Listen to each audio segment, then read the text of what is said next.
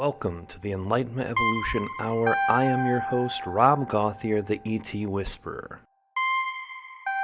The Enlightenment Evolution Hour is a part of the Enlightenment Evolution Network. Any ideas or opinions expressed by myself, the guest, or a caller may not necessarily reflect the same opinions of the Enlightenment Evolution Network. Enlightenment defined. It's the state of giving and receiving greater knowledge and understanding about a certain subject or situation. Evolution defined. The gradual development of something, especially from a simple to a more complex form. So what then is Enlightenment Evolution? The state of giving and receiving greater knowledge as we develop from a simple to a more complex human being, living on Earth for our soul's experience. Welcome now and join us as we explore our Enlightenment Evolution Hour together.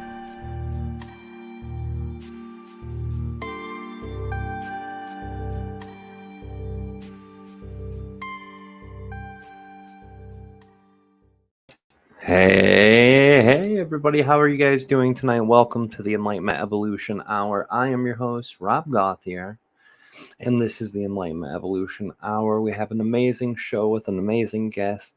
Dante Starshine will be with us just in a few minutes, but I want to say hello to all of my people out there. Welcome, all of our YouTube people. From the ET Whisperer, hello, all of the brainiacs from the Matrix Minds, welcome. As you guys know, this is simulcast every Wednesday at 10 o'clock p.m. Eastern, that's 7 Pacific, on the Enlightenment Evolution Hour Facebook page, which will be its own website soon. Also, the Matrix Minds Media, and also ET Whisperer on YouTube. And I want to say hello to all of you guys who are here. Thank you for coming in and for joining us. And I want to throw out a couple announcements real quick before we bring in our amazing guest today. So we do have next week on the Enlightenment Evolution Hour, we have the wonderful Debbie Dashinger, who is an amazing lady who's going to be sharing some things with us about her own journey. She does amazing spiritual radio show for many years, has been out there doing it. Amazing person, and also her journey into shamanism and a lot of things between. We also have some more guests coming up soon. Those will always be announced on both the Enlightenment Evolution Network Facebook page and the Enlightenment Evolution Hour Facebook page, again, which will have their own websites soon enough. Also, for the Enlightenment Evolution Network, we have Out There Talk with Valiant himself. And if you guys are aware, Valiant Thor, the heavy metal band, Valiant himself, the head singer, has his own show, which is on our network, which is an Instagram live show. And that's every Tuesday and Wednesday on his channel, Out There Talk, which is at Out There Talk, all one word, on Instagram. And you can go there and watch it live, 11:59 p.m. Eastern, 8:59 p.m. Pacific, every Tuesday and Wednesday. The mothership will be coming back to us soon. I reached out to William SPG about that show, and I will be hearing back from him soon. Also, as the ET Whisper announcements, nothing new. Our Patreon is existent. It has 2 layers. You can go there for 2 extra channelings per month, which is the in-depth poll channeling, which everyone puts in a suggestion for a topic. That topic gets put up to a vote, and whatever wins the vote gets channeled about in depth. And also your Q&A, you send in a Q&A for Aridif or Treb and get your answers. And that's twice a month we do that there. And you can go to Patreon to check out that, and also get discounts for all of our courses, events, live events, anything ET Whisper related. You can get discount there. Also, would like to put up an announcement for Kalina Angel. I don't know if you're able to, Kalina, get the link for your channel up there. But if you guys are live in the chat and you see Kalina Angel on YouTube, all you got to do is click that name and go over to her channel. She has a brand new video out, Morikium, which is an amazing channel. If you guys haven't heard that yet, check it out. I cannot brag up my wife enough for the amazing work she's been doing with her YouTube channel. In just 6 videos now, she's reached over the 500 mark. Yes, I will get the Patreon link, guys, and I will get Kalina's link too and throw those in chats very soon. Also, we have Psychic Babes in the chat. Amazing show. I was just on. You can go there and check that out. And all of that concludes our announcements for now. Actually, you know what? I'm going to do it. I'm going to tell you guys that in February of 2023, I've been invited to the Conscious Life Expo to be a speaker there. I will also have my own booth there. That's February 9 through 13 or 10 through 13. More information will be coming out. Kalina has dropped her page chat in the chat, and if you can, Mama, if you can find my Patreon, I think it's just patreon.com/ET Whisperer, and throw that in the chat too. That would be great. But announcements are done, guys. Enough about me. I want to talk about our guest who's here tonight. An amazing person, Dante Starshine. Now, Dante has worked with spiritual healing modalities, including channeling, Reiki, energy healing, yoga, astrology, and shamanistic healing. Shamanic healing for 12 years. Originally from Pennsylvania, he left Mexico and Guatemala in 2012 and met his teachers of psychic healing and cacao ceremonies, and deepened his work for several years, and since then has established connection with the Pleiadian Council and traveled all over the world, expanding his knowledge and experience and sharing global gifts. And we'll talk about all of that. But I think better suited to speak of that would be Dante himself. Welcome. Hello. Thank you so much for being here tonight, brother. I appreciate you being here. Oh, thank you so much for having me. It's such an honor to be on this show. So really looking forward to connect more. Oh, I am too. And I'm really happy that you joined up. And there's some things too that we'll talk about tonight that I don't even know about you or your journey. So we're all going to be learning some of these things together, even though I know maybe more than someone who might not have heard of you yet or has not bumped into your work. We'll definitely educate them tonight about who you are and what you do, because I think that's an amazing part of every guest that we have.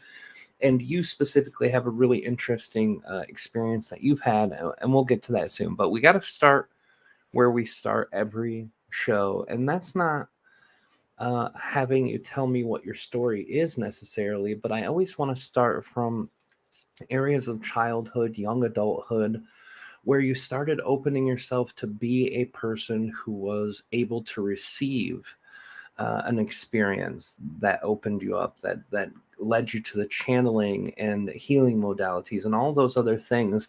What modeled, your younger life that let you be the type of person who would get into these things? So when I was younger, I wasn't as much metaphysically inclined, I would say, but I had a strong interest. It wasn't like I wasn't one of the people who was having visions and experiences during my childhood life.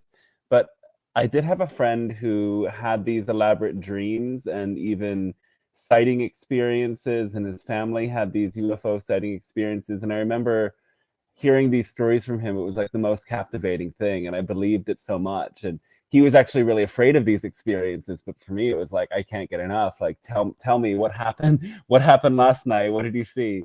And some other friends were playing with Ouija boards and things of this nature, and I was really interested in the room playing around, but something in me felt like something was off. And I even remember, like, when I put my hands on it, it wouldn't actually respond anymore sometimes. So there was something of like, I was somehow blocking, because they were working with kind of darker energies. Something was like being blocked when I was really getting involved. And then I got a little bit more skeptical. I was more rational. It's kind of like a bit nerdy in high school, but also having like indie alternative style, but very much like computer game nerd, good in school, but kind of out there. And my family was going through, and I mean, my family was kind of messy even in my early years, but in my later teenage years, there was a lot of chaos going on. Both my parents were alcoholics. They had been divorced since I was 2. They both remarried, and my mom was in this very tumultuous kind of situation, and her drinking was kind of in bad places. There was a lot of just conflict and manipulation on behalf of all of them, kind of telling me who was right, what to think, how to act, and making me responsible in a situation, both as sort of like emotional support for them, but also acting and testifying for all of these things that I should not have really been involved in at like 14 years old. And so when I graduated high school, my mom nearly died of a heart attack. And all of this family situation that had been dormant for a couple of years came to the surface again. And it left me in a place where I was like leaving for college, but just seeing very viscerally that none of these figures in my life that supposedly had it figured out and were supposedly guiding me were actually grounded and were actually healthy, or mentally stable in any way. So I really realized I had to do things a lot differently. And I didn't really know where to begin, but there was a lot of this information coming to me about psychedelics and healing in this way, and yoga as well around that same time. And I did some yoga classes before I went away to college. And, you know, college is like this party environment that can suck people in. I definitely got sucked in. Those same addictive tendencies were cropping up for me as well. But eventually these psychedelics came, and suddenly everything was very different. And it was like, it made me very deeply in touch with myself and start to release a lot of these experiences that were coming, that I had experienced with my family, that had me very raw and fragile and kind of acting out at this time. And bits I'd read about Buddhism or Eastern philosophy really like came to life for me when I was taking these psychedelics. And I had these like epiphany moments where like, oh, everything is interconnected and there's something bigger than this. There's a bigger force. Like synchronicity was coming in, and that guided me back to doing the yoga and meditation. And that led me to Reiki and energy, or a little slower. Yeah, the yoga and meditation became a big thing for me, and started doing this daily practice and really becoming committed to this. And days after like these big experiences, I would have like walking around in the morning after feeling like I'd seen God in the sunset. Somebody handed me this copy of the Bhagavad Gita in the streets, and I was like, oh wow, synchronicity, something's pointing me in this direction. I got very serious about this for a while, and I went on a trip across the country and started experiencing different conscious gatherings and festivals. And I decided after going back for a 3rd semester at university that I actually took like religion classes, and was thinking of, okay, of really diving deep in this sort of academic way into all of these things that were opening to me. But after trying that approach on, I realized that it wasn't the same as sort of having that direct mystical experience and being really immersed in it. This sort of intellectual observation was not going to cut it. And so I dropped out and went to a yoga training that was a month-long program. And after, I quickly was like, I don't always recommend this, especially in yoga, to just do the training and go right into teaching, but I was young and I didn't know what else to do. So I did go right into teaching, and the studio that I found was this yoga and Reiki center, where the teacher who took me on also invited me to learn Reiki to kind of help with some of the other offerings they were doing there. And this was like a direct transmission for me, where I felt these waves of gratitude and the soul recognition in the first class. And then that was like opening Pandora's box to all of these healing modalities, and just wanting to always be in these different healing circles and ending up in different places where the 2012 channel materials like Barbara Marciniak and the galactic Mayan calendar and Mayan code, and all of these things were popping up. And I knew there was this gathering happening in Mexico.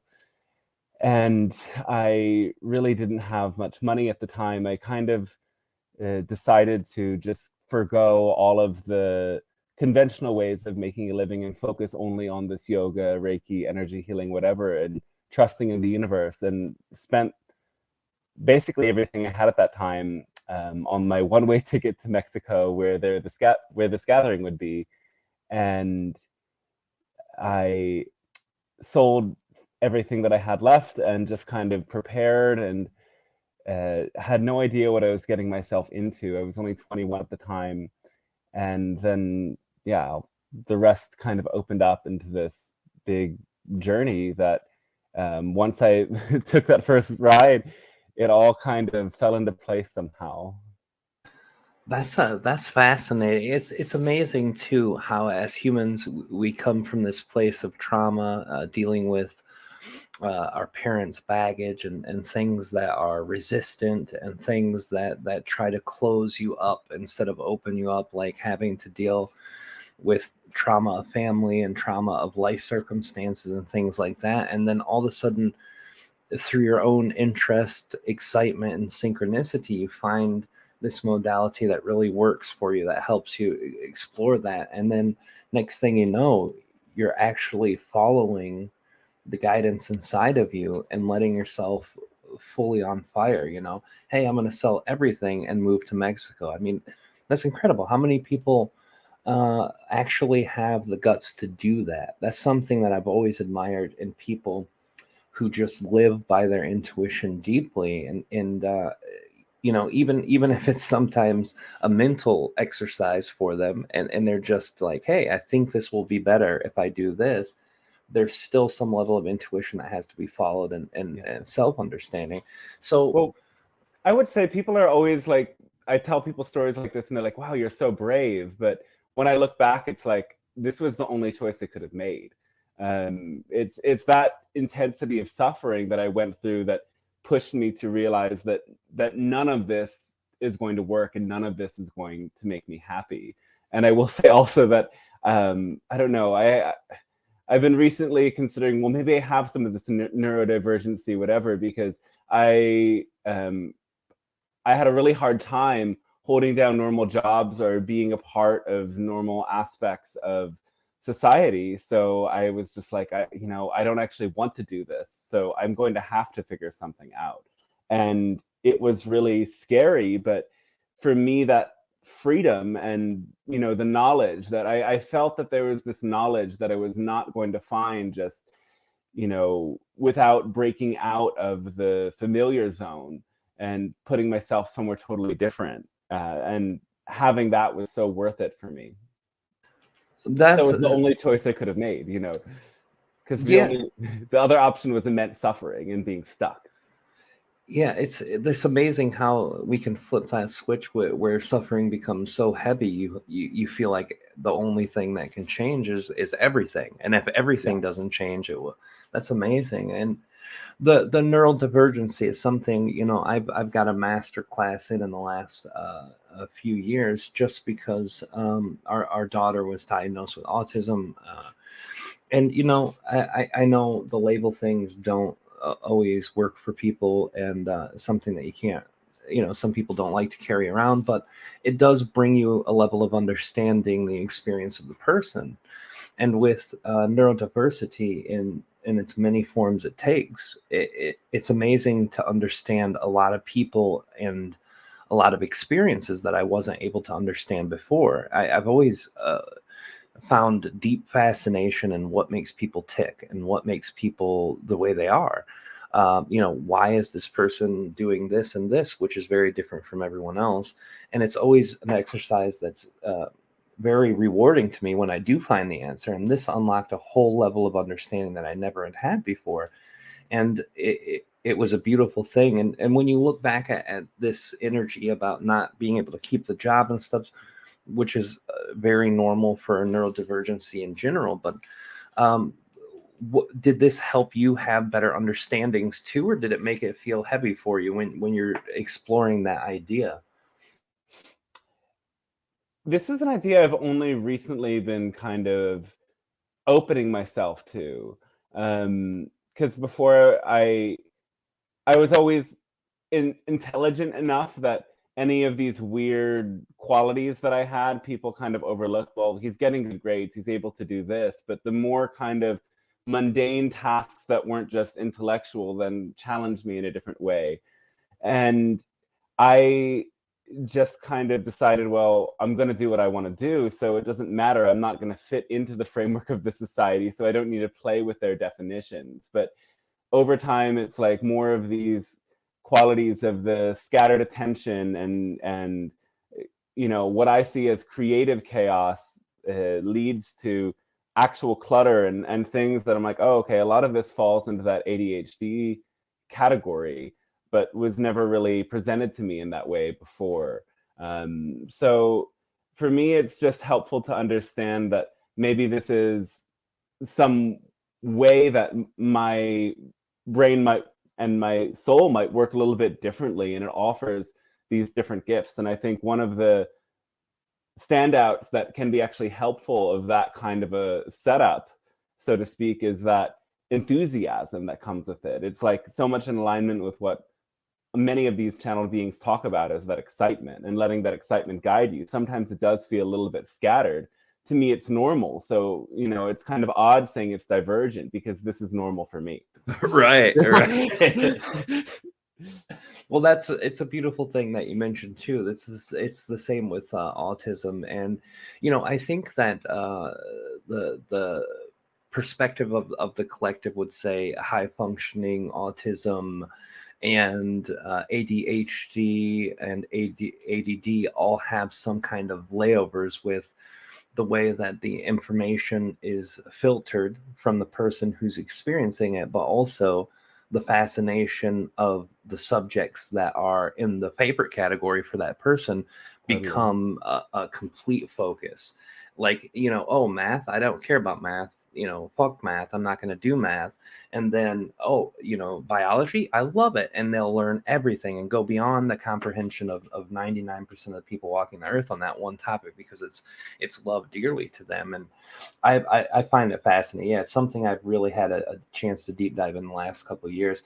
I think as souls, one chooses their palette and their the vessel for their body wisely for the experience they want to have, and that's something that I really have come to appreciate even more. I've understood this for a long time because of my son with his cerebral palsy, but having Lily and the way she operates differently from most people is amazing too. So it's been something for me. Now, Mexico, you give up everything to go to this one place.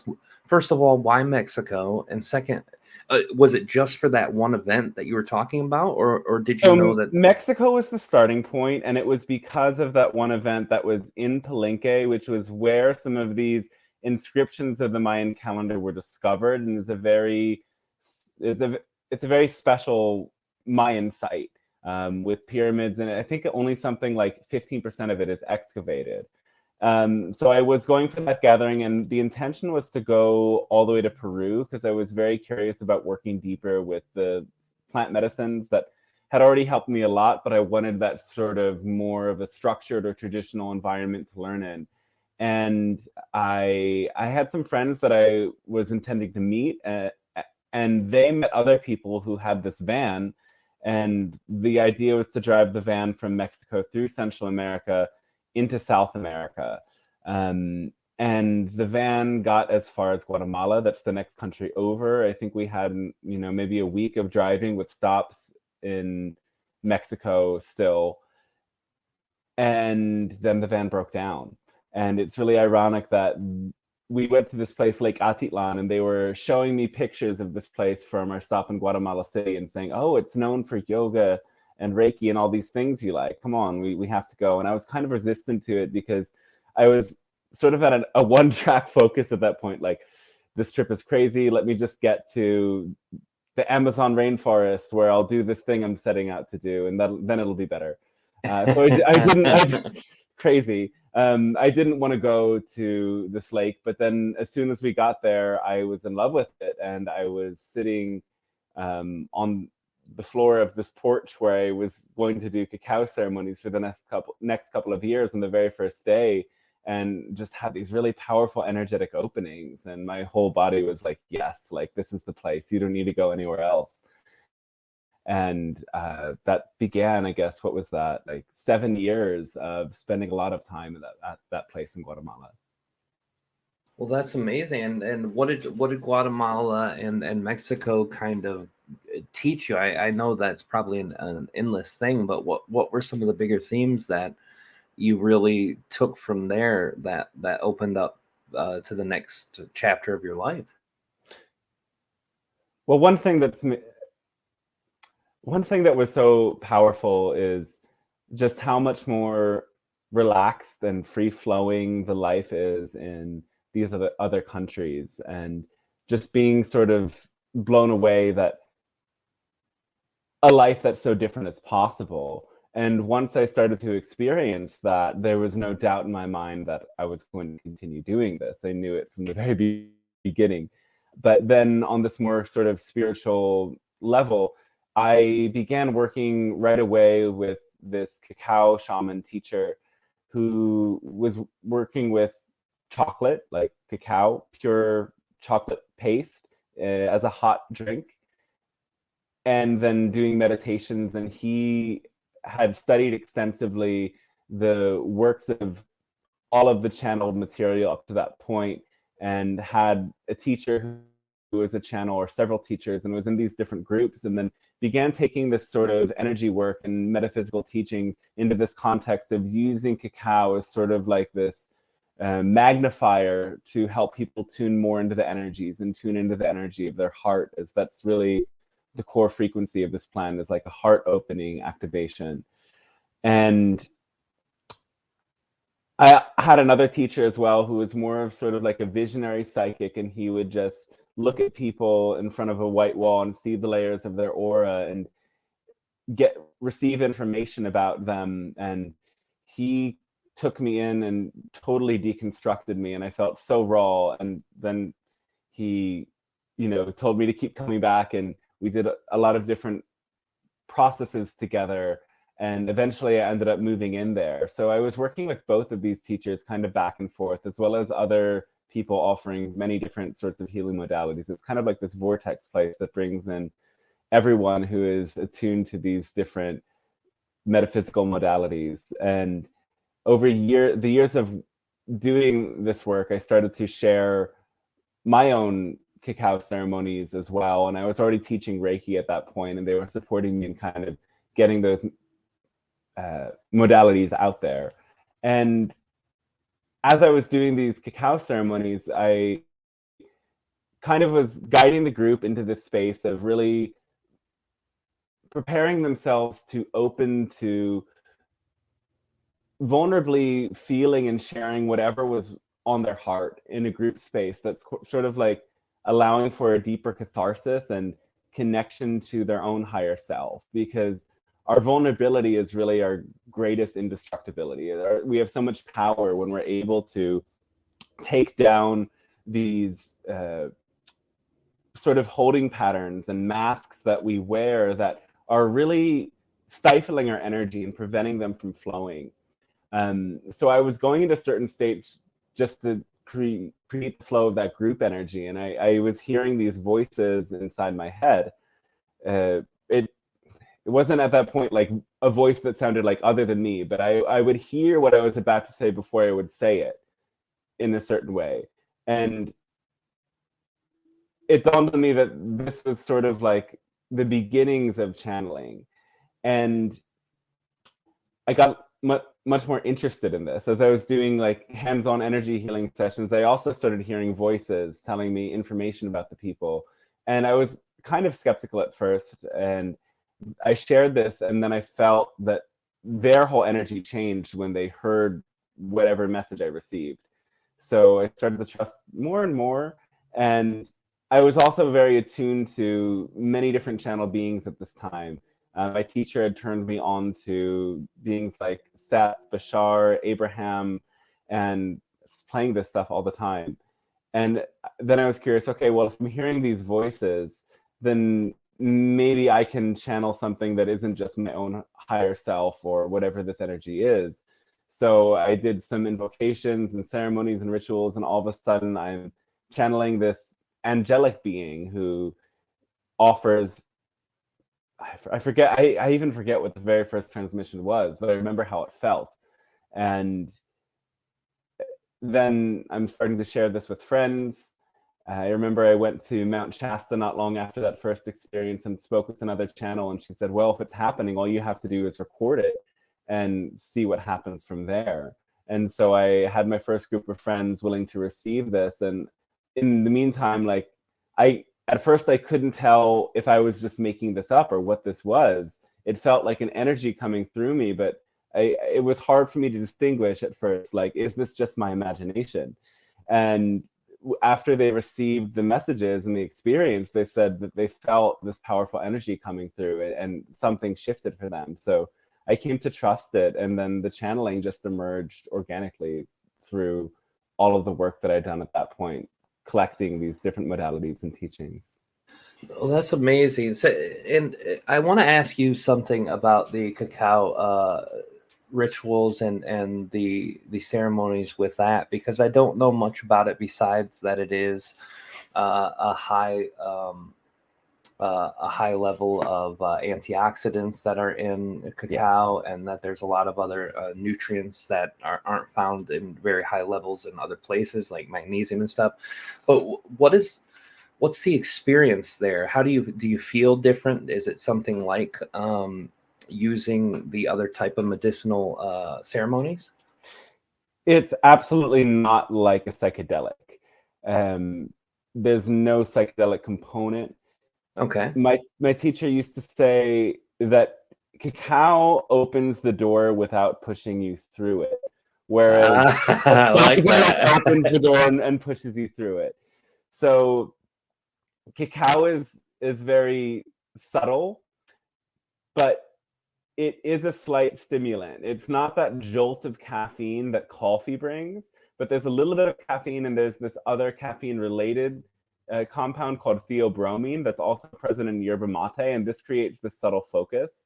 And then cacao is also one of the few plants that helps the body in creating oxytocin. This is released when people give birth. So it helps them, the release of pain and everything in this process. But also we get oxytocin through human touch and sexuality and eye contact and just basically connection. It's like the love hormone. And so cacao somehow facilitates this love connection. And it's like people have always known this, because chocolate is this gift we exchange on Valentine's Day, or what we give to our lovers in order to like patch something up, because the cacao is like supporting us in releasing our stress through oxytocin. And I mean, some other people are very dialed into these scientific aspects of it. I know it just much more as the energy that cacao creates this focus, but a subtle opening to this love and this grounded state.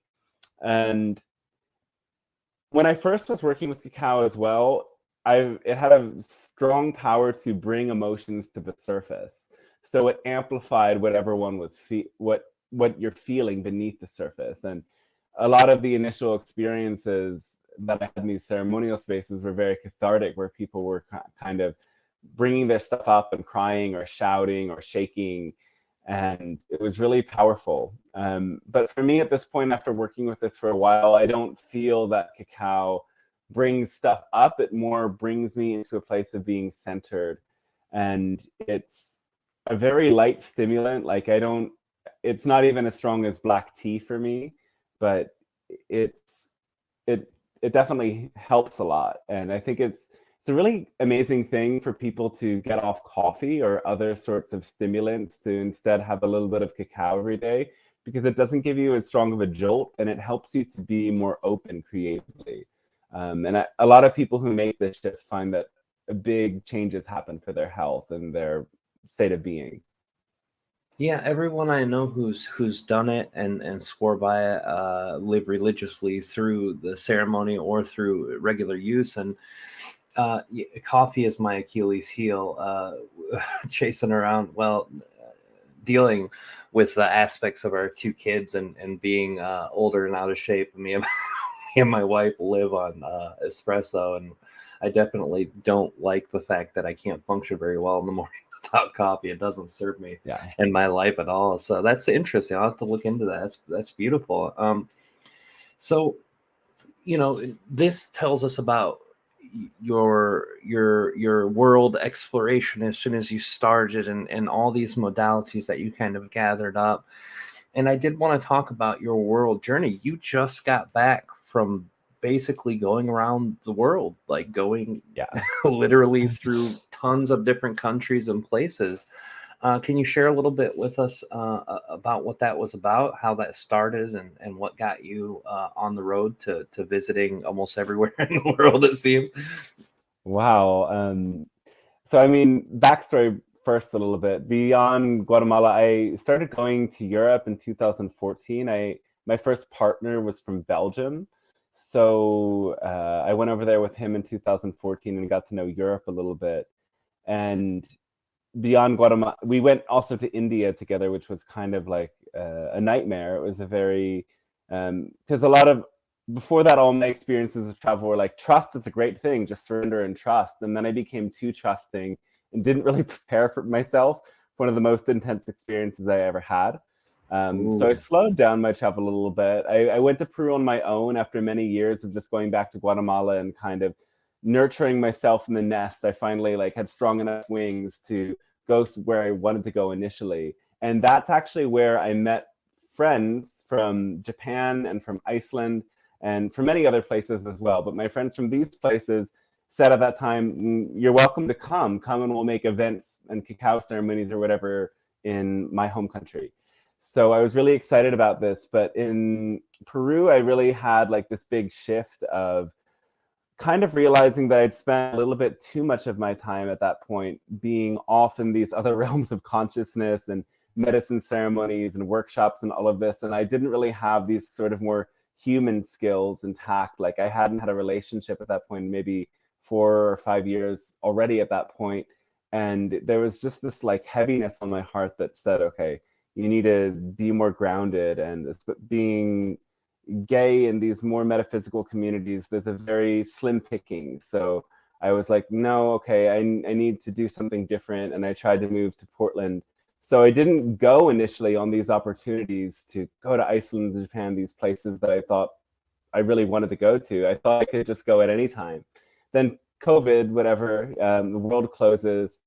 And I was in Guatemala at the time, and we were actually locked in our houses at times all weekend long. There was a curfew 4 p.m. till 6 a.m. almost every day at a point. So it was a holy shit period. It was really crazy. And then as things started to open up, 2021 was a really rough year for me. And I just was looking back at my life and remembering that freedom and the craziness of the road and thinking, it's really time again to do something really different. So I reached out to my friend from Iceland and I was like, hey, I'm thinking of coming. Is that invitation still on the table? So that was step one. And then at that point, I had already connections in Europe, and my online network grew a lot during COVID. So I posed the question, and I had a slew of invitations that I had to kind of sort through. And I decided I would go to Denmark and then visit a friend in Portugal. But I wasn't sure at that point if I would go all the way around the world. There was this thought one night with my friends in Mexico after our season there, well, go to this rainbow gathering in Turkey, let's do it. And in my mind, by the time you get to Turkey, you might as well get to India because the tickets are really cheap. And then you might as well go to Thailand because the tickets are really cheap. So I was trying to convince these people, let's go to Turkey and then let's go all the way around the world. Why not? and I had said yes to it at that moment, and they said yes too. I wasn't really sure because once I started to leave, I was starting to doubt and thinking, this is going to be too much. This is a long time to be jet setting and moving from place to place. But then when was already in Europe at that point, some people I met who did some sessions with me in Australia said, amazing news, my friend is willing to buy you a ticket here and you can stay with us for as long as you want. So at that point, it was like, okay, yes, I'm going around the world. I'm definitely coming, but I might stop a couple of places between here and there.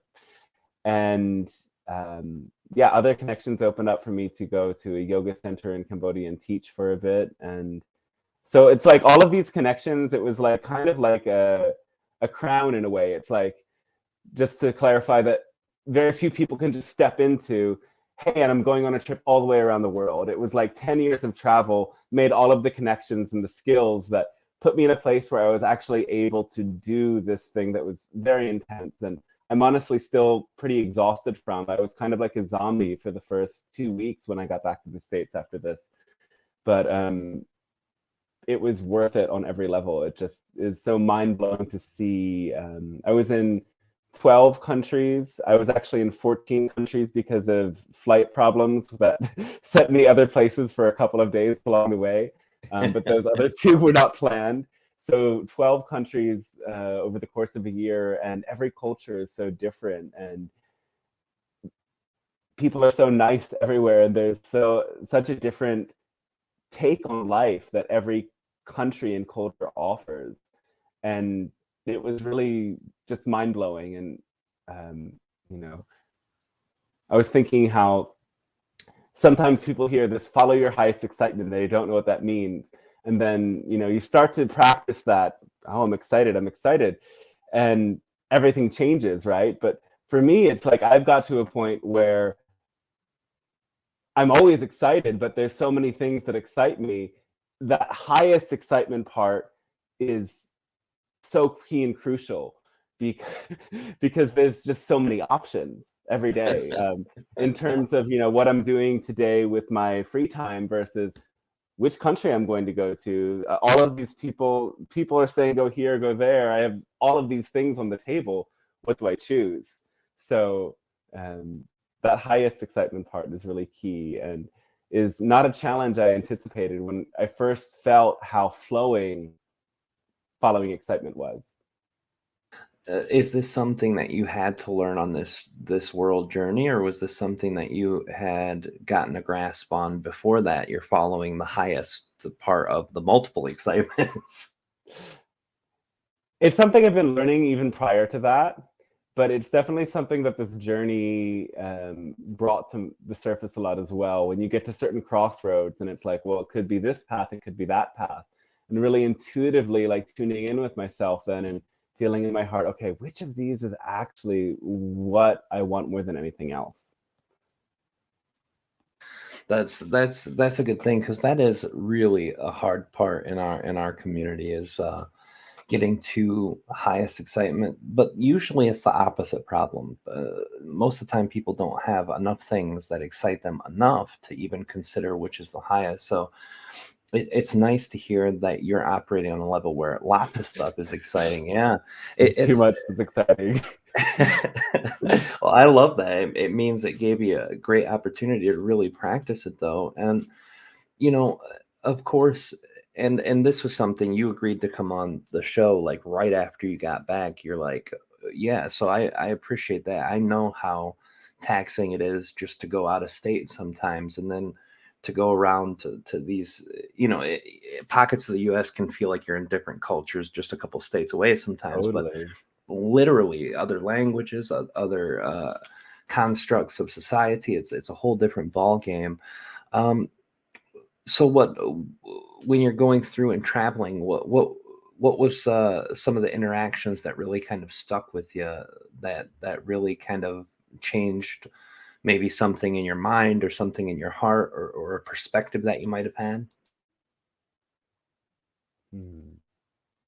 I know it's probably a pretty big question, because I don't want to project, but I would imagine myself in your shoes, and I think so many things can shift. A lot of people have been talking about society normals, like when the thing with the Dalai Lama had come up, and Right. things like that. And I had to ask myself really strongly, am I not accepting of other cultures? So it made me do a whole mental dive into this concept. But you having the chance to live around the people and having them invite you into their places and homes and stuff, gave you that additional layer that the tourists don't get, Yeah.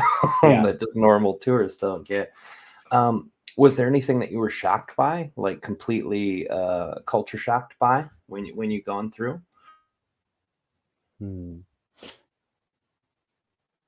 Well, what was just passing through my mind when you first asked the question was that I was really pleased to experience how communication and connection doesn't need this exact translation all the time. When I was with Japan, when I was in Japan with my friend, she speaks good English, but not perfect. So she was learning a couple words from me every day, but a lot of her friends spoke so little English, and I'm there hanging out with them, and with these few words, we somehow become very good friends. And I think that spoke to me a lot about human nature, is that, we've become so complex in our world with these big discussions, but human connection with each other and this transmission of love can be so simple, and you don't even need to understand it. And having those experiences, I got to a really sort of just open and excited, life-loving place towards the end of my trip. Were there things that really shocked me?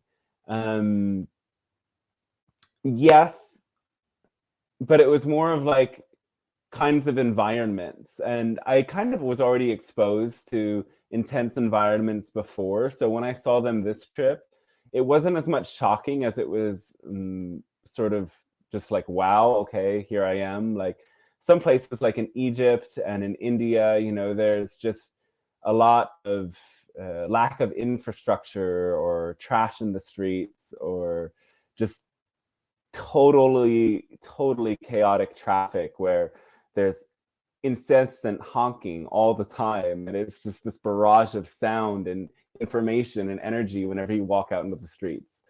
And what kind of surprised me about it was that I knew that I was stepping into that and going to India again, but I kind of grew to like it. Like it kind of became comfortable for me to just surrender to the being part of this flow of the sea of people. And to the point that when I left to Thailand, to a much quieter place, it was like for a couple of days I felt bored. Like it was still a big city and everything, but it wasn't that chaos that I'd gotten used to. And it just was kind of surprising to me how something that felt so shocking and uncomfortable at first just became normal. And that's how, India, China, that's like almost 2 billion people. That's just how it is. It's like traffic is noisy and smoggy, and they're just used to it. So humans can adapt to so much, and that's something that is really interesting. Yeah, it's something that I noticed in my times in drug use when I was in a really deep dark place. I would go to these drug houses, and things that you don't see in normal everyday United States, you see in these places that shock you and kind of turn you into awe. And then it took some time for me to realize this is just normal to these people. As much as my house could be messy, or maybe boxes stacked up in a room, or something that other people would look at and say that's not normal. While I'm into this addiction, I see these people not feeding their child, people doing drugs right in front of their kids and things like that. Garbage needles on the floor, all sorts of horrible stuff. And I'm thinking, oh my God, that's normal. And people can condition themselves to normal. Like I said, even in my own house, I'd have boxes from mail, medical supplies that I didn't use, and it would sit there for months, and just in a box right in the middle of the garage or in the doorway or wherever it landed, it stayed. And that wasn't normal. And it took me a long time to see that too. And it is something. I don't know what it is about humans, but if you put them in conditions for long enough, it's normal. And I know we see that in pockets of the U.S., like in the poor mountains of West Virginia, where people are still sleeping on dirt floors in their homes, to some of the ghettos in the large neighborhoods where poor people are stuck with really violent places and bad police behavior and all sorts of stuff. But when you see it on that scale where it's just like a whole gigantic city full, it's got to be an all. So when you went to India the first time, you said it was just like a disaster. It was so much shock and so much of that energy. I would imagine then that you're pretty empathic. You can kind of feel all the other people's energies around you. Yeah, I mean, what happened the first time wasn't so much empathic shock as it was just really, really bad planning. And it's kind of lack of intuition on my part. Just blind faith in not a positive sense. I see. Yeah, when you become too trusting, yeah, that's another thing too. So the energy, when you release and just kind of went with the flow, it's very interesting how at one time this large crazy scene of the large cities kind of put you in a place where you weren't really at ease, and then it just did. You were able to accept it and go. Uh, was there any process behind that, or was it just a simple decision? Hey, I'm just gonna be with this town, be with this place, be with this energy. How did that process work for you? I had to really build my health up and build myself up first, because the first time I went to India, I didn't really know, but I was going into it with already like parasites that I'd picked up from Mexico. Like I was not feeling well, and then halfway through the trip, actually a medical intuitive did this reading. Like I saw a post like free readings for my practicum on Facebook or something, and she did a reading and she diagnosed me with flukes without knowing what it was, and then I just researched it and bought the medication for it over the counter, which you can easily do in most other places, and saw worms coming out of me. So that was kind of a trip in the middle of my trip. But I also just like, so one thing that's interesting about my journey is that I've kind of decided that I was only going to do what I wanted to do and use my passion as my source of income for a pretty long time. And I barely had any money when I decided to go to India. And my partner at the time said, it's okay. Like I have this much and I'm going to buy us the tickets and we're going to make the rest of the money before we go over. And that didn't necessarily happen. So I had very little money and I had half of my things stolen on the very first day. So Ooh. it was kind of like this thing with the universe was like, oh, you said you want to trust? Well, this is how hard you have to trust. And so I had to ask family and friends for some support. And from then on, I just kind of like, I actually started teaching yoga and Reiki in India in the middle of my trip to make it work as well. But I was going with little health in this conflicted relationship and very little money and not even sure what I was doing, but wanting to learn yoga in its place of origin and all of these things. I was on a mission. And it was really rough. And I was kind of like traumatized by this experience in a lot of ways. And it was really challenging just being on my own edge and then seeing these kids or numerous people in states of poverty and suffering that were begging every day and realizing like I can't actually give them anything. So I, built myself up over the years, and that trip was like a turning point for me. It was like, okay, trust the universe always, but don't trust too hard, because you'll always make it through, but who knows how hard it's going to be. So I really dialed it in at that point and got my things together over the years to a point where I felt more solid in coming back. And I was kind of nervous, but I think going to Egypt before going to India, which was a much more scary environment, more intense environment, somehow prepared me to think, okay, if I've gone through this, then I'm just going to slide right into the chaos of this. And I did. I love that about you, and I've known you from the years. I've seen your exchanges with me on social media and things, but I've not gotten to know you, and hearing you share these stories is really fascinating for me too, because the energy that you present through your social media is the same energy that you're bringing here and sharing tonight with us, which is always a good thing. I know that's not not a norm in our community, which is amazing.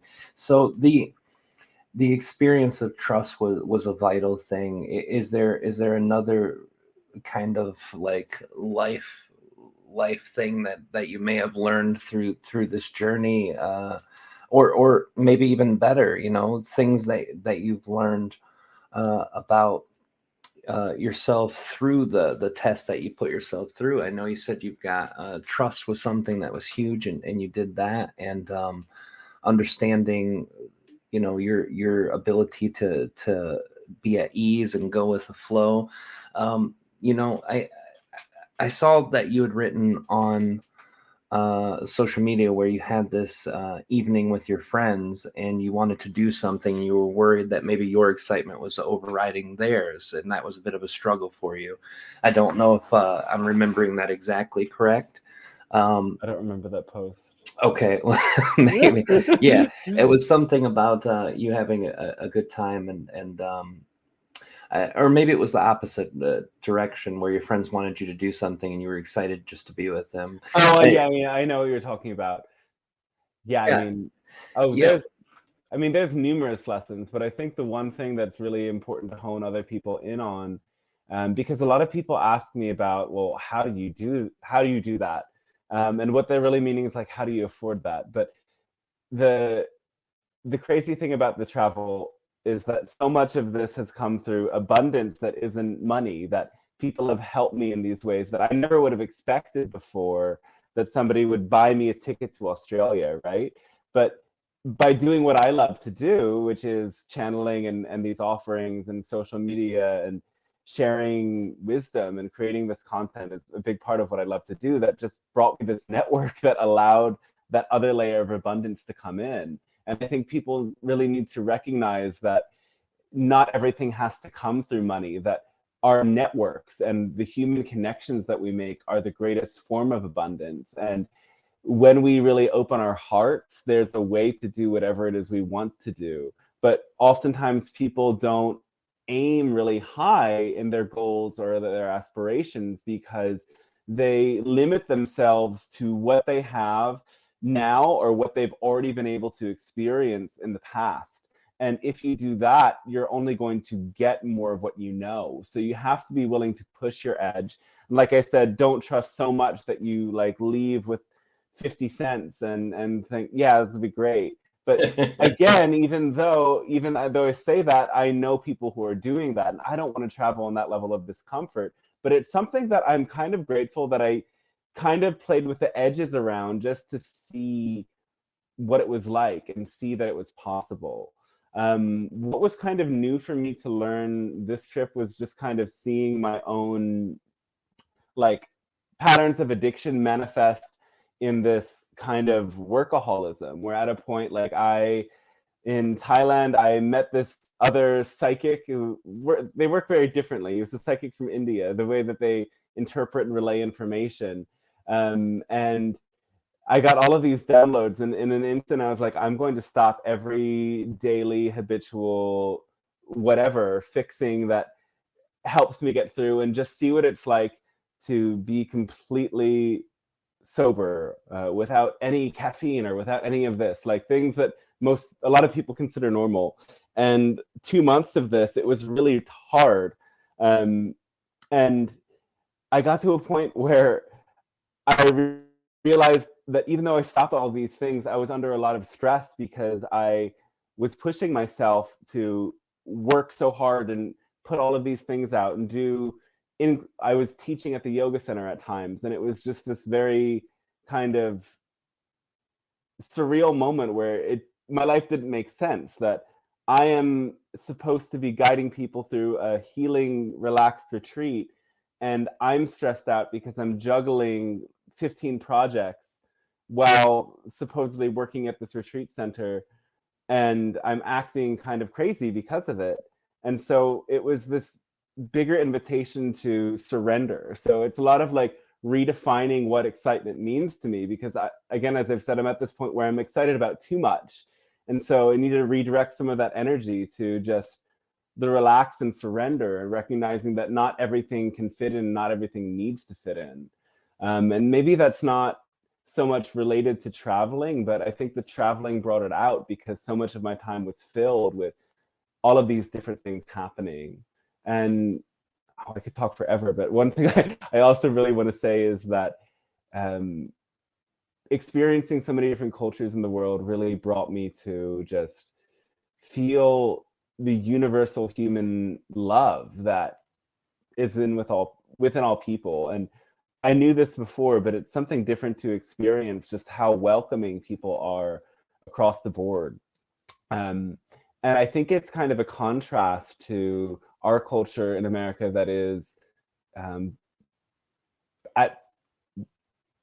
in general, xenophobic and afraid and not welcoming to these other energies.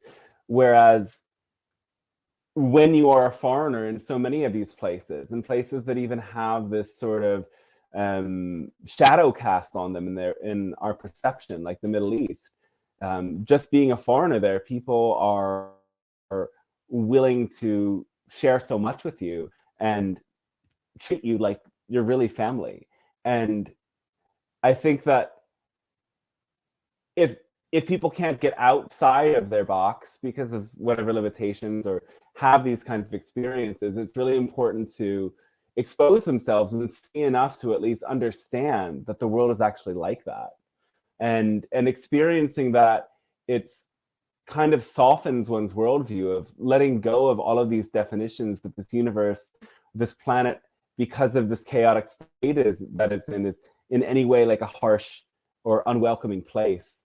When you feel this universal welcoming spirit that so many people have, it's hard to maintain that illusion. I love that, because it's something that our society does as Americans. It wants you in perpetual fear. It wants you not to know what's going on across the street. It wants you not to put yourself in a position to get to know others. It's a very xenophobic society, and I really do appreciate that you're sharing that too. And you get stories pop up, like women traveler in Middle East are raped and killed all the time because they think it's safe, blah blah blah. And me and my wife saw a new family move into our apartment complex, and they were Syrian refugees, and they didn't speak English. I went over with the translator app on my phone and said, hey, I see your family just moved in here. You have a large family. We had a flood, and we're getting rid of a few of the things that weren't ruined by the flood because we can't move them. Do you want them? And they invited us in our house for 4 hours, gave us coffee, fruit, sat there and talked. And we just had an amazing time with these strangers who treated us like family. And you go on the news and it's like, watch out, if you talk to a Syrian, they'll blow up your car. It's like, what the fuck are we doing, guys? Yeah, it's amazing. I love that you share that too from firsthand experience, because it testifies to that. And I agree. I think most humans are good and kind, and even the ones who have problems, they want to be good and kind, and that's the lash out with most of them. But yeah, I really love that energy too. I did get a question in the chat about the beings that you channeled too. The Pleiadian beings that you channel, the council. Can you share a little bit about us, what this council is, how you came to connect to them, and kind of more about them in general? So they weren't the very first being that I was contacted by when I first started channeling, but they were of the first. And my understanding is that I have several different like counterpart or future lifetimes in their realm, but there's one of these guides that is sort of like my conduit to them. And they call themselves a council because it's sort of like a collective consciousness where they're able to unify with the sort of overmind of their entire world and obtain information from other beings. And so that guide of mine speaks on behalf of their collective. So it's not like I'm channeling a council of many beings, but that being is connected to a sort of council.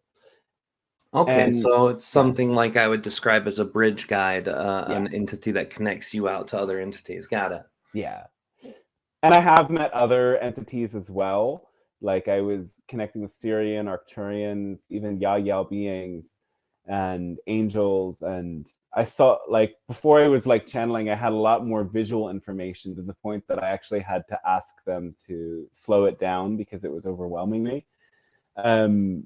But it might just be sort of the way that I'm set up for channeling, or my personal take on how it should work. I kind of wanted to have that consistent personality that showed up when I did my channeling sessions, that I could both so I could get to know them and so that my audience could get to know them. And the Pleiadian Council presented themselves as the beings who would be happy to do that. I really like that. It's being a channeler, it makes me very interested in the processes of other channelers and how it connects. So when you described earlier about your channeling, you said at first you kind of heard these voices and you weren't quite sure if it was your imagination, but through the exchange with other people, you found the power of what you were channeling, and that really helped you in the process.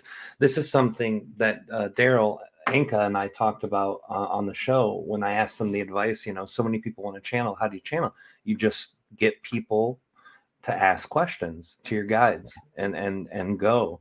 I know that you teach channeling too to other people. That's something that we had in common, and that's one of the first posts that really caught my attention when you were putting out to other people about your channeling and sharing about how they can come and practice, and that was a really good start for channeling. And that's always been my belief is practice channeling, and that's how you get good at it, and that's how you open it up beyond where you're at the time. So this with your own process, what is your number one thing that you would tell people when it comes to channeling that really will help them either get started or grow their channeling? One is that it comes from this flow state, and the flow state comes from the excitement, love, passion, however you term that. So if you don't know how to generate that energy in your life, it's going to be hard to step into channeling, because we need to be able to learn how to get out of the way and just let the energy guide us. That's what happens when we're channeling. So while it seems like there's no connection, it's indirectly related, that anything that's a part of your passion and raises your frequency is going to make you a more suitable channel. And it's when you're maintaining that higher level of vibration consistently that you become open for the beings to come through. And then in addition to that, the trusting, actually redefining imagination is really important, because we think of imagination as something that just makes things up. We learn that our imagination is just there for art, but imagination is actually the doorway through which these beings come through. And once we learn how to surrender to these energies and these things that seemingly appear in our imagination, the imagination takes on a whole nother quality, and it becomes this higher level intuition. But you never actually get there until you challenge this idea of what imagination is. And of course, what you said is really important, that channeling for yourself is the hardest thing to do. But to channel for another person allows that level of detachment to be present, which is really important when you're channeling. And it allows for the information to come through in a much smoother way. So whether you choose to learn to channel in a course, or you just want to go at your own, both might work for people. But having other people to help you in the process, even if it's just asking questions, even if it's your own questions that they ask, it allows for that bridge to be completed in a much easier way. Yeah, I really love that and resonate with it too. I think the theme of tonight has been challenge yourself, and that's something that I think all of us do. Challenge your imagination, challenge yourself to get someone to help you with the channeling. And I know that can be an awkward question sometimes for people if they don't have other metaphysical people around them in life. But anyone you trust can do it, even if they think it's weird. That's how I had to Yeah. start.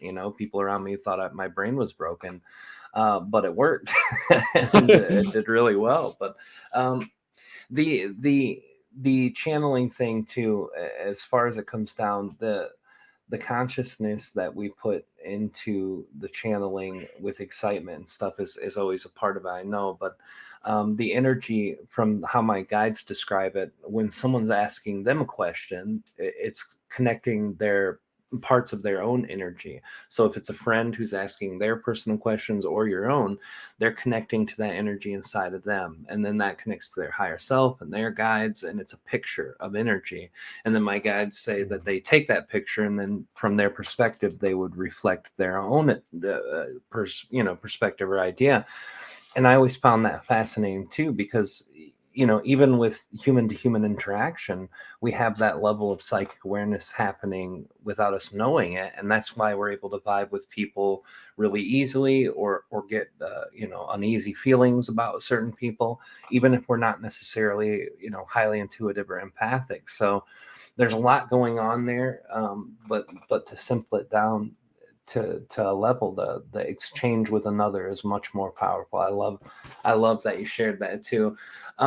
We're getting close to the part where we're going to do the lightning round, which are some benevolent questions about you, so that we can get to know you as a person, and not not just because we've gotten to know you pretty well tonight, which I love. But people who know you as the channeler or energy healer or astrologer, or any of the things that you participate in, to get to know you on that level. But before we do that, I want to ask you, just, is there anything that you feel we haven't talked about tonight that you really think can be helpful to others to hear?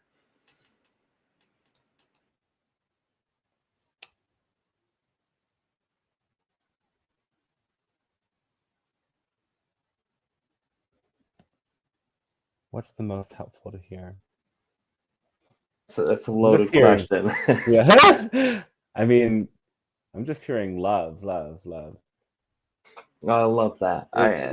It's always the most important thing. It's what's at the core of everything. And when we bring everything back to that question of, well, what elicits the most love in us, we will always be directed to the most powerful and expansive opportunity. Well, then, if you don't mind me asking, what elicits the most love from you? Too much, too much. I mean,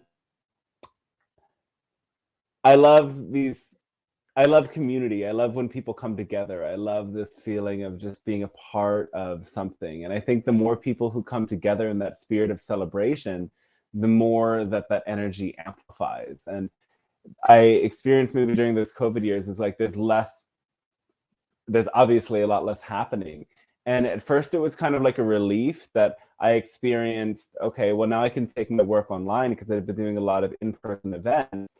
And I was like, okay, great. So doing this online, it's easier, it flows faster, it's more money, it's whatever. But then it got to a point where it felt really isolating. And then moving back into doing the in-person events was really incredible.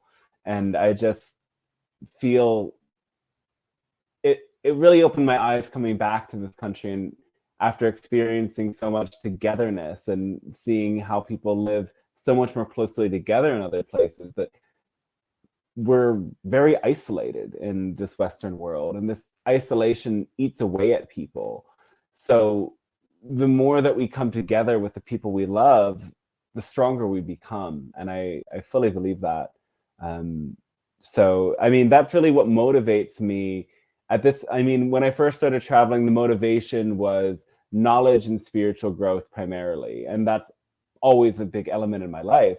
but that was what was telling me, go to this place, go to that place. And at this point, what tells me to go somewhere is community and the connections that I have. And that is what gives me the most strength.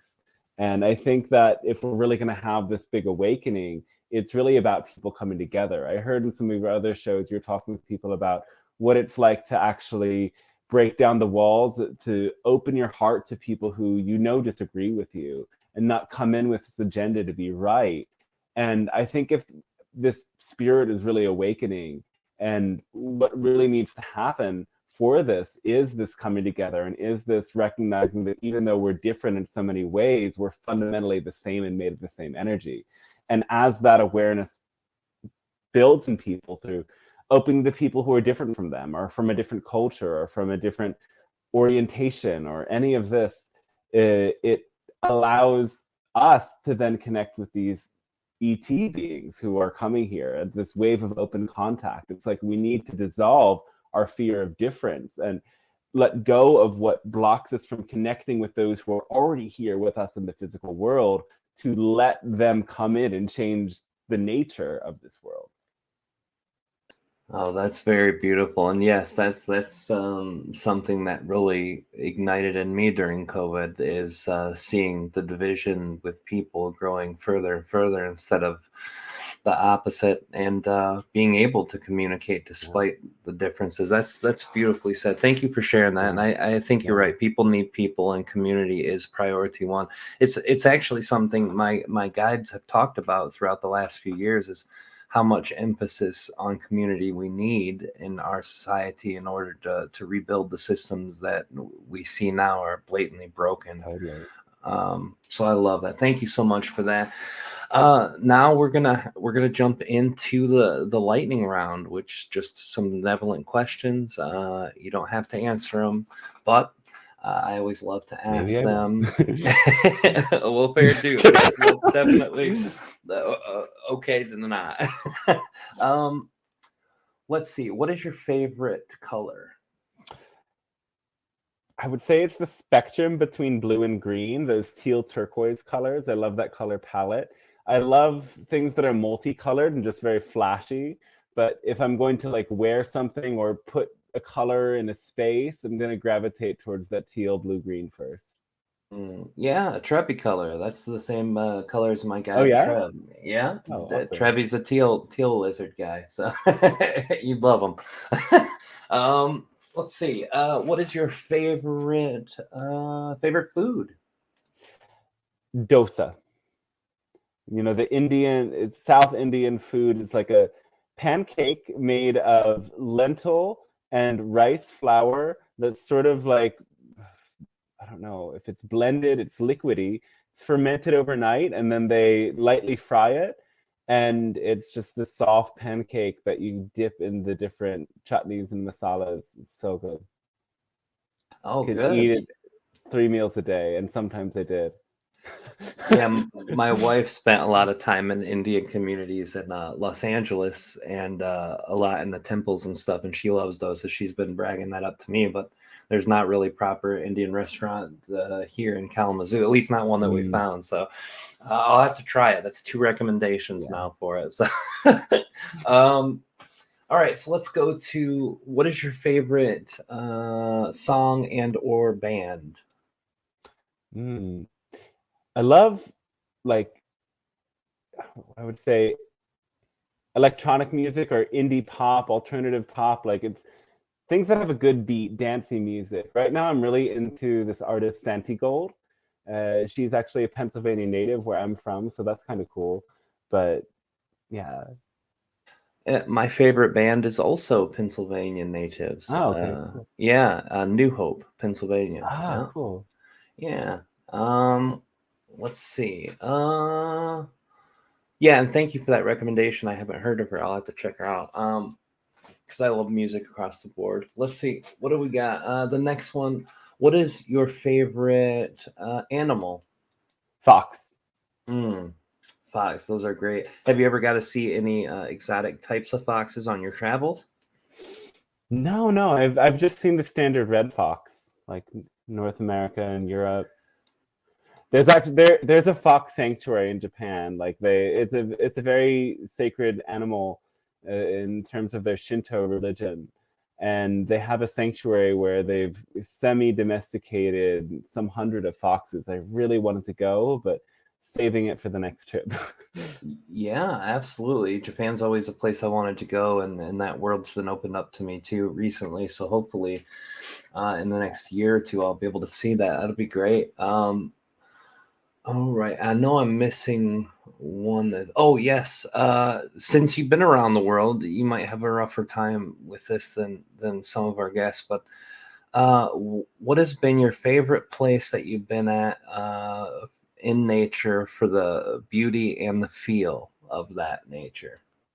The beauty and the feel of nature. I'm gonna say Bali. Bali, yeah. Bali, because there's just this endless slew of water temples and waterfalls where they've created statues and altars and do their own rituals with the water. And it's just so lush and green everywhere. I was only there that was the shortest part of my trip, really. It was kind of like something I squeezed in, but being out in nature there is really incredible, next level. Oh man, that's beautiful. It sounds beautiful. I have to look through some online pictures of that until my self can get to that side of the world there. That's beautiful. Thank you.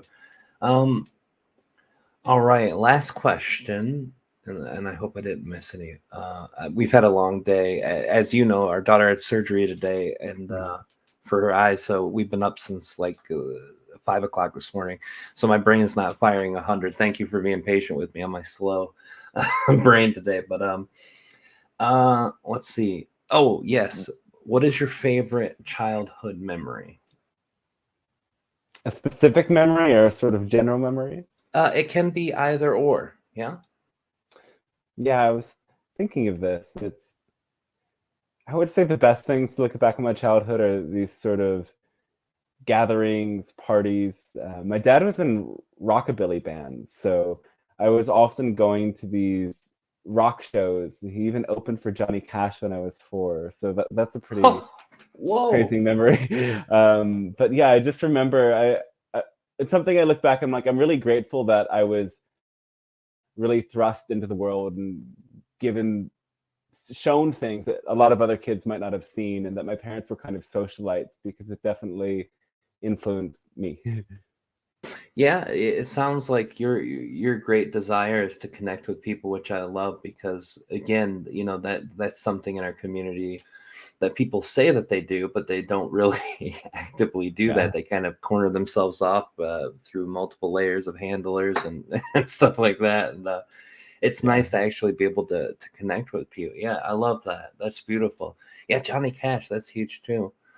All right, well, before I hand over the mic to you for the rest of our time here to kind of share what you've got going on, how to find you, and all that stuff, I just want to say thank you so much for doing this. I know it was under great circumstance where you just got done with this 8-month journey around the world and just got back to the US when you agreed to do this. And like you said, you're still tired. So I know that presents a challenges itself, but I also want to thank you for being who you are and sharing from your heart. This is something that unfortunately, again, it's just not something in our community that I feel we have enough of. And it makes an experience of connecting with you a genuine one, and it makes the energy that you share with people genuine. And we need that. We need people to be able to feel safe to be themselves and to share from a place of the depths of their heart. So thank you for all of that, and thank you for the getting to know me phase of our connection, so that we could really bring people the best exchange tonight possible too, which I always feel is hugely important. So thank you for all of that, and thank you for coming to the show tonight. And if you want to let people know, also guys, if you're listening to this episode on the Matrix Minds, the Enlightenment Evolution Network, the Enlightenment Evolution Hour, ET Whisperer, Conscious Awakening Network, or Forbidden Knowledge News Network, You can find all of the links that are appropriate down in the description, and they will be there whether you're listening live or at a later time. But if you can share with people how to find you, how to get a hold of you, what types of things you're doing, just anything you want people to know about what you've got going on, please feel free. Wow. Yeah. First, I'll say thank you so much for inviting me on the show. It's really an honor. I've known of your work for some years. I can't say I have delved deep into all of the other channelers out there because there's so many, but I admired what I listened to, and yeah, I'm really grateful to be here. So thank you, and appreciate it. Touches my heart when you say all bringing that genuine energy, and I think it's so important. And it's sometimes something that makes me nervous because my didn't mention this so much, but before I got into this more spiritual realm, I was really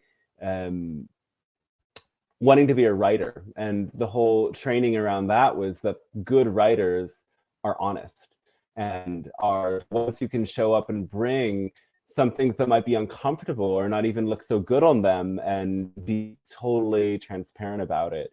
And I intend to show up that way a lot. And the truth is like I see, or at least project onto the spiritual community, I don't know what's true, that there's a lot of people out there who just in concern of their image or reputation or money want to tell others that they're this perfected enlightened being, and that's all. But the truth is, like, I've come a long way, and where I'm at, I feel with my vibration is so much different than it was in the depths of darkness. Like, I'm happy flowing through my life, but still, the more answers I've gotten to these deep metaphysical questions and personal questions of who am I got the answers, I did, but more questions arose. So yeah, I just want to speak to that spirit of transparency and humility, because these are the energies that actually allow connection to come into our lives versus this sort of arrogance and wanting to create this glorified personality that pushes people out of our lives. And I feel like there's way too much of that out there in the world today. So I hope it's okay. I added that before sharing anyway about more of my stuff. Yeah, absolutely. And thank you too for the compliment and for being here too. I'm grateful. Anything you want to share at this point, whether it's where to find you or the best life lesson you've ever learned, I'm happy to hear. I just really enjoy hearing you speak. It's wonderful. So yeah, my website is dantestarshine.com, and that has information on all the sessions I offer and the channeling that is enrolling for actually 28th. It's beginning. It's a 13-week or a 3-month course to reorient the house. It evolves over time. So now it's a 3-month course with 12 live classes that happen at this time, and we take some breaks in the period as well. But it gives you the skills to learn how to channel and learn not just channeling, but intuitive healing skills, like how to read another person's energy in specific ways, while also having other people practice these skills on you. So it's an intuitive healing and channeling course. You don't just learn how to channel. It's like a deep dive into yourself of transforming your own belief systems, and that it might interfere with the channeling process. So you not only come out knowing how to channel, but you come out as a more clear channel and a more clear version of yourself. And people have really enjoyed this program and excited for the next round of it as well. And so I'm working on many books, but I already have one published. And the published book is the Guidebook Living Love on Earth. It is like 18 chapters.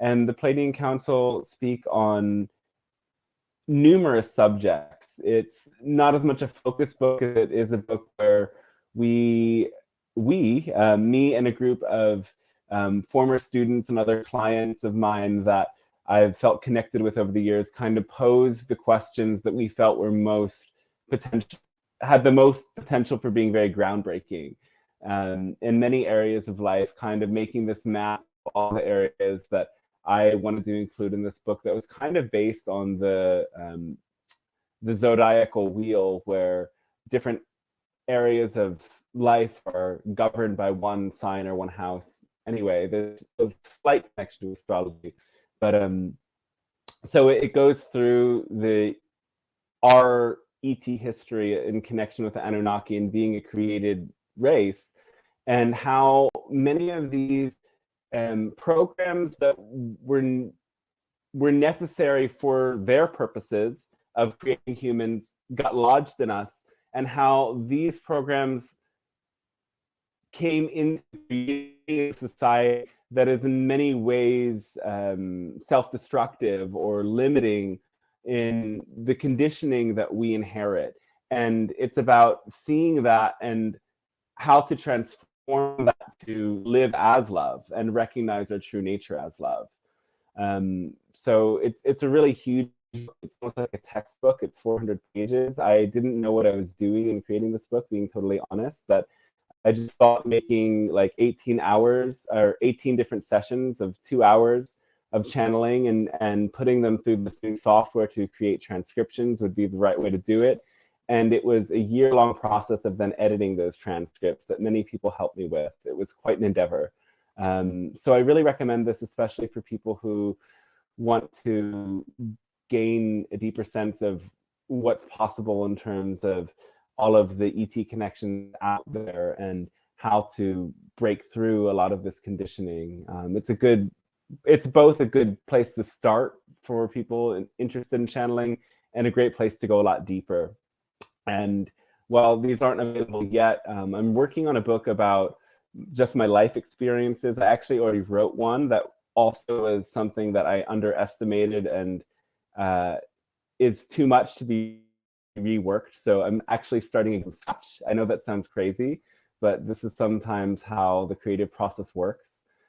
So that and more of a sort of self-help, that's not it.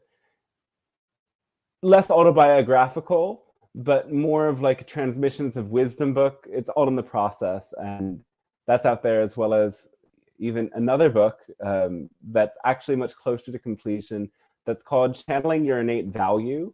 And this is about a lot of these concepts of money and maybe concepts of money and abundance that I touched upon a little bit briefly, that it's still kind of like a thing for a lot of people in the spiritual community, that there's these hang-ups or fears or blockages around it, because it's actually a very distorted system in our world. And so this is one of the first materials that I've encountered that kind of has that sort of radical progressive stance of how to deconstruct this capitalist system while also being self-empowered and having positive about money at the same time. And people have gone through these materials as a sort of program to release themselves from this, and so far I've experienced really great results.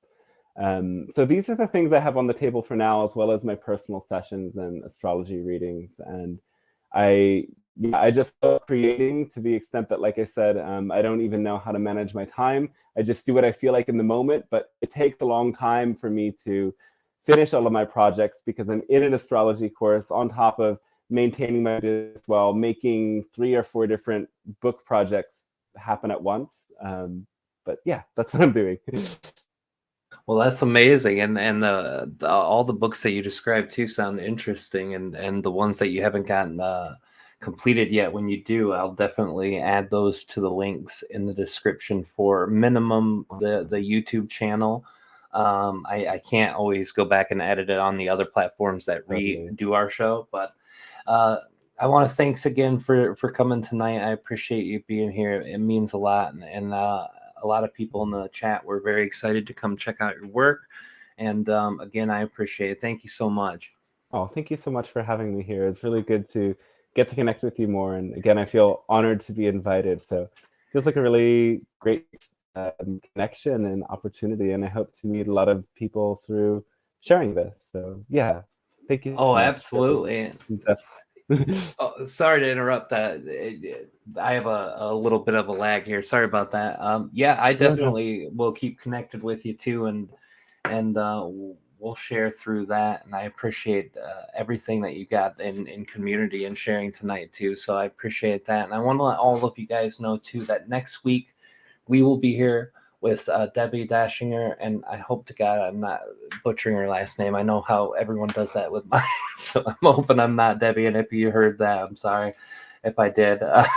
But we'll have Debbie with us here next week, guys, and she's going to be amazing. It'll be here next Wednesday at 10 o'clock Eastern, 7 Pacific. We're here every Wednesday, rain, snow, or shine. As long as we have internet, we're going to be here on the Wednesday at 10 Eastern, 7 Pacific. Thank you guys for being here with us tonight. I really appreciate all of it. Hey, I see you, William, in the chat. Love you too, brother. Thank you for coming. And thank all of you guys for being here tonight. You guys always keep the chat live, interesting, and I love our community we've got here. Thank you guys for being inviting and loving and listening to Dante too, because he's amazing, dude. So thank you all. I love you guys so much. And we'll see you next week on the other side. Good night, everybody.